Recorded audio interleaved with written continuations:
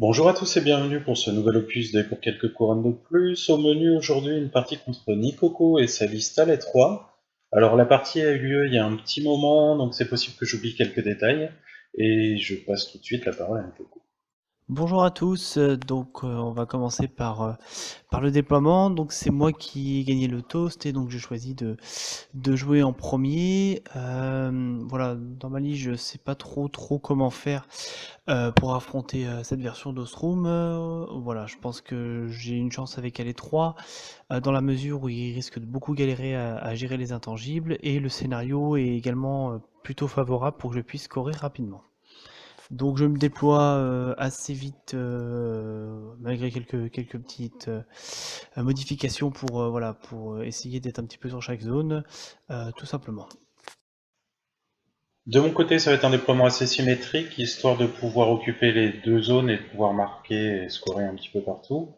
Je dois faire très attention à Ousroom, à l'E3 une grosse menace de KTC, donc je vais le protéger avec les BE, je le planquerai derrière un bon moment de la partie, je pense.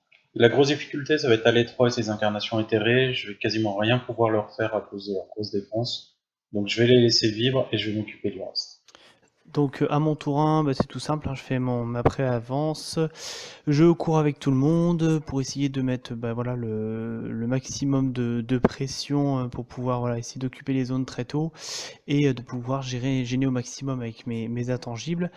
Le gros souci, ça va être ces deux BE qui vont menacer très loin avec Snipe, beaucoup plus loin que moi et qui ont la capacité à gérer à peu près toutes les pièces de mon armée, que ce soit ma propre BE, mes cavaliers et mes jacks. Le Stormclad va sur le côté à fond, la cavalerie, j'essaie de la protéger un peu avec la forêt, avec Ghostwalk.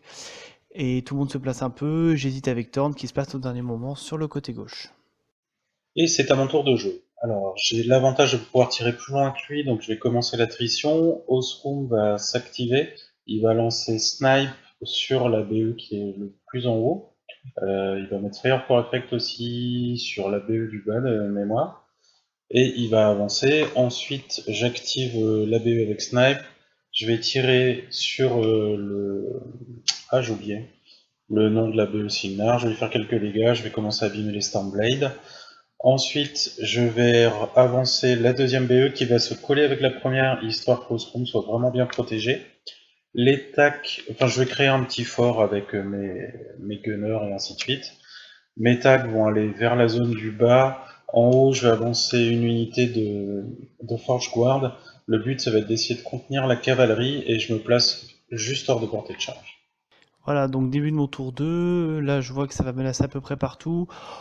Je me dis que je peux quand même faire quelques morts, je réfléchis pour essayer de tuer quelques pièces, sachant que ça va rip-hop de son côté et que d'un autre côté mon armée va vite être exposée. Mais voilà, si je le menace suffisamment tôt, il va pouvoir peut-être fitter, je vais pouvoir tempo et après essayer de faire des dégâts significatifs. Donc je mesure à peu près partout, je commence par le BE parce que c'est la pièce la moins amovible de mon armée. Donc une fois qu'il est placé, je peux placer à peu près tout le monde autour. Je tue deux trois trucs, voilà, je me rends compte déjà à ce tour-ci que ça va être quand même très compliqué parce que quand tu galères déjà à tuer des figues et que l'autre a pas fité en face et que derrière tu sais que tu vas à peu près tout perdre. Voilà, bon, je continue à étendre la bulle des halais tout simplement et puis j'essaie d'envoyer deux trois gars, faire des petits tirs avec mes Stormblade.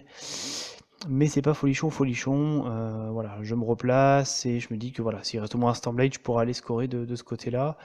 De l'autre côté, erreur d'activation, donc les Stormlands avancent pour faire des électrolipes sous Ghostwalk. Sauf que bêtement, j'ai mis Catherine trop loin et que mes tirs sont que peau douce, donc ça tue de nain péniblement.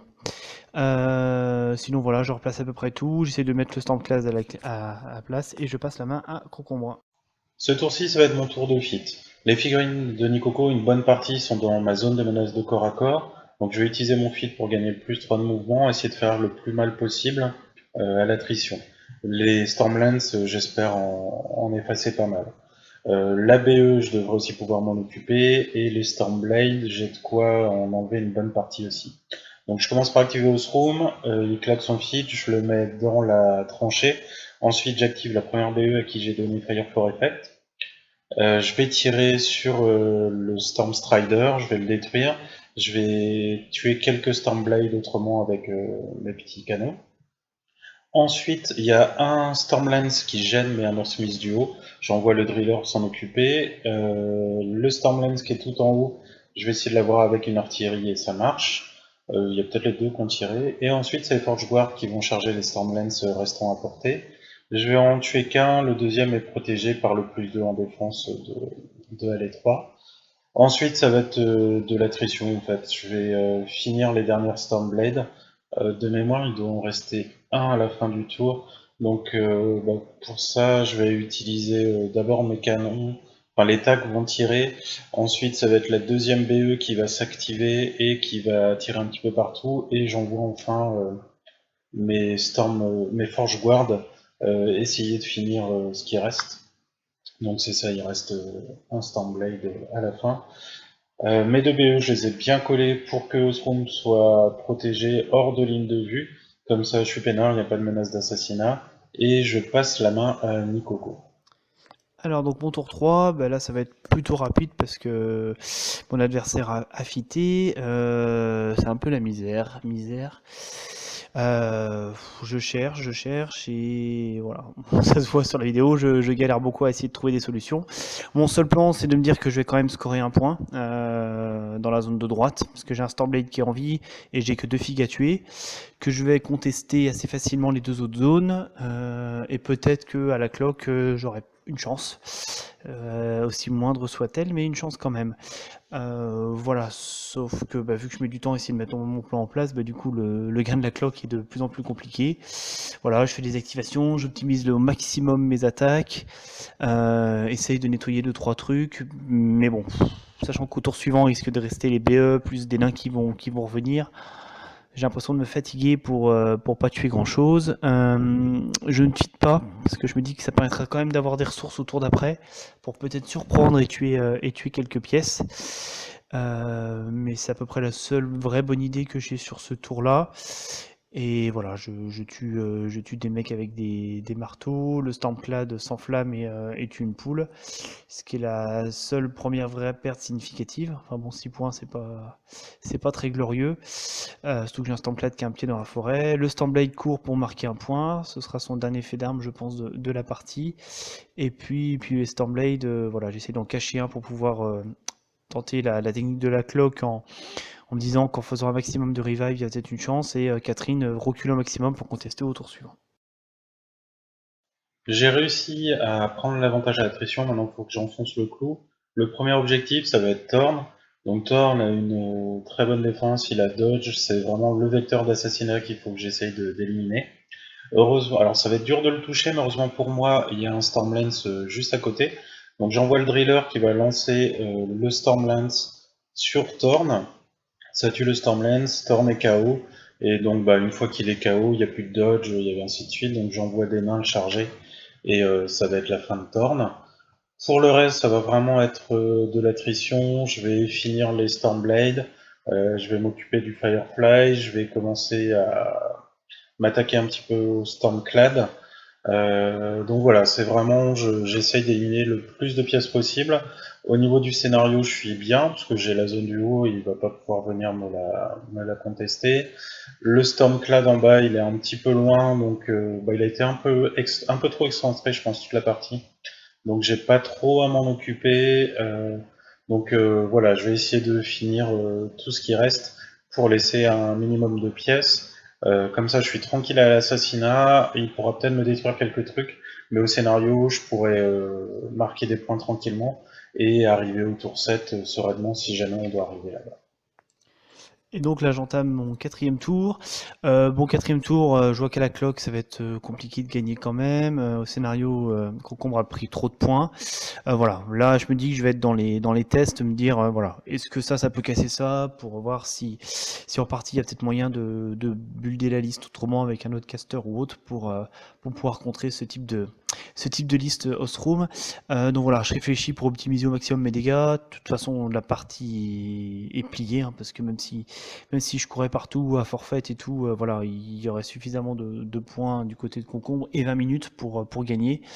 Donc voilà, j'active les figurines qui ont moins d'importance, moins de dégâts. Donc Catherine qui serait au repo, qui tue une poule. Ensuite, je joue les allées pour optimiser le maximum d'attaque et la bulle de -2 en def et les dégâts. Donc Baby tue du nain. Je crois que Alley elle-même va essayer de tirer sur un nain aussi, ou sur le BE, je crois d'ailleurs. Dégager le chemin pour le Stormclad et pouvoir lui balancer un Ghost Walk pour qu'il aille essayer de taper une BNN. Le Stormclad donc charge. Les assauts plus les attaques, je me dis qu'à l'électrolibre, je peux tuer quelques petits nains qui se baladent. Ce n'est que juste vengeance. Et j'arrive à tuer le BE. Donc voilà, en sacrifiant toute mon armée, je peux tuer un BE. On décidera d'arrêter là la partie pour pouvoir en faire une autre après, puis qu'on ait plusieurs jeux dans la soirée. Euh, que retenir de la partie? Osroom, c'est vraiment très fort. Bah là, j'apprends pas grand-chose. C'est vraiment très résistant, même face à une allée 3 dont normalement la force c'est la récursion. On arrive à battre cette récursion si on fait un petit peu attention. Pour la perte de la BE, j'aurais pu en fait essayer de l'éviter. Le tir d'assaut du Stormclad, si jamais j'avais shieldgardé avec le Beaucourt, au niveau des points de vie, il me le tombait pas. Bon, ça c'est le petit truc anecdotique, mais c'est vrai que le Beaucourt, il me sert pas autrement. J'étais un petit peu chanceux lors alors je crois que c'est le tour 2, où en fait ces tirs de Stormland sur mes Forge Guard n'avaient pas le +2 en force de Catherine, ce qui fait que bah, mes nains ont survécu et j'ai pu le charger.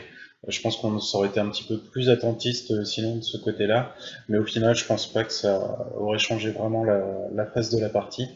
Donc voilà, bah, très content de ce room. Alors c'est une liste, enfin, c'est vraiment la liste tournoi. Hein, si vous jouez en amical, je vous conseille pas de sortir ça. Mais si vous voulez quelque chose d'un peu plus péchu, d'un peu plus offensif, c'est vraiment très très sympa. Donc bah, sinon, conclusion de la partie, ça a été laborieux, parce que c'est quand même relativement rare de commencer la partie en se disant bon, il y a peut-être une chance au scénario, mais peu importe comment je joue la partie, je vois pas trop comment la passer. Parce que si mon adversaire fait pas de grosses boulettes, entre guillemets la seule boulette qu'il pouvait faire, c'est à la rigueur me laisser scorer trop vite au scénario et qui galère à remonter. Mais le seul plan de jeu, ça aurait été le KTC. Mais bon, avec tous les éléments de décor et les pièces qui protègent trop facilement son caster, ce plan-là est plus possible. Donc voilà, la partie était très agréable, hein, parce que bah, déjà Nico c'est un adversaire très, très agréable à affronter. En plus, il n'y avait que 10 proxys, ce qui est un record sur une partie contre lui, donc c'est très fort. Ça change. Mais voilà, très très très sympa.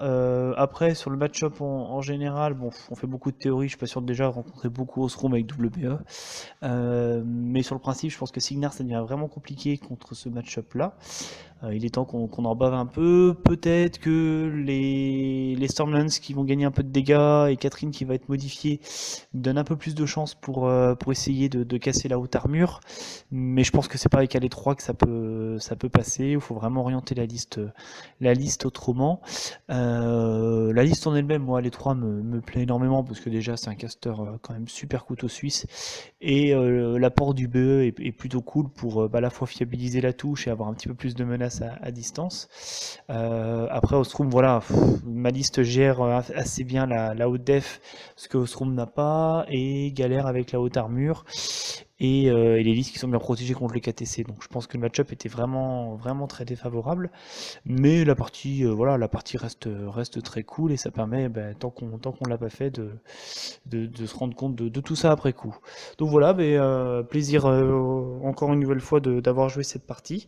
Et puis en espérant faire un autre match la prochaine fois pour essayer de trouver un petit peu un contrat à Ostrom. Voilà, merci à tous de nous avoir écoutés. Et puis à bientôt. Salut! Avant de vous quitter, j'en profite pour faire un petit teasing. Alors déjà pour dire que la partie était vraiment agréable. On se fera sans problème la revanche Signar Osroom, Nikoko. Et donc oui, petit teasing. On va relancer un petit podcast d'ici un mois, je pense. Ce sera avec Guigui Scout et Nikoko, parce que Wrestling a un petit peu laissé de côté War Machine. Il est un peu déçu par la nouvelle politique de PP.